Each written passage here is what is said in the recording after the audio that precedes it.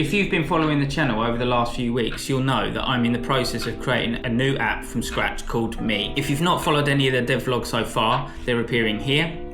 There's 3 episodes so far, and so far in the 3 vlogs, I'm just running you through the onboarding and some of the features that appear in the app. Now, this video is more of a question than me giving information. I'm still unsure on the business model for me. It was just an off-the-cuff thing, me creating an app, and I wanted to document it and also try and improve my video editing skills and me being more comfortable in front of a camera. That was the whole purpose of me vlogging the process.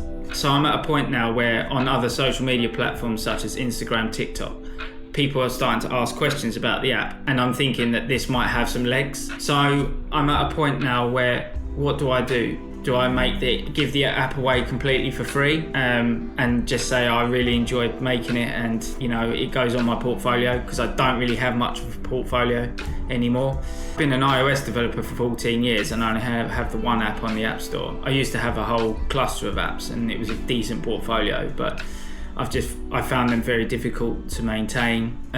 Kids came along and consumed a lot of my time, so I've not really got much portfolio. So do I just make me part of that portfolio and say, look, I've made this app and I'm giving it away for free?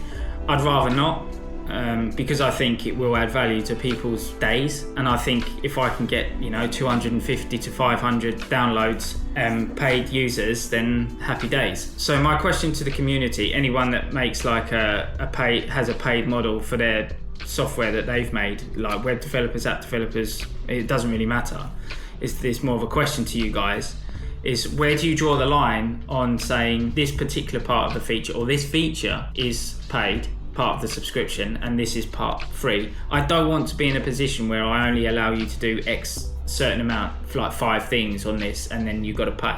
I don't want to do that. You have a feature that you can fully use, but if you want to add extra value to it, then it's part of the subscription. So for example, in my latest vlog, episode 3, I talk about a feature called downtime. So one of my ideas is that I want to add external links to services. So for example, if you're searching for a TV series on Netflix, like Cobra Kai, for example, then if you've paid for your subscription, I want to be able to add a link to an external source. So you go to Netflix if you want to stream that. So I've not found a service that will provide those external links that will send you to those streaming services, but my intention is to add that as part of the subscription if I go down the subscription-based model. The other option to add to the subscription is that there's a feature going to be called events, and events is just what it says on the tin. It's just like birthdays, trips, holidays, etc.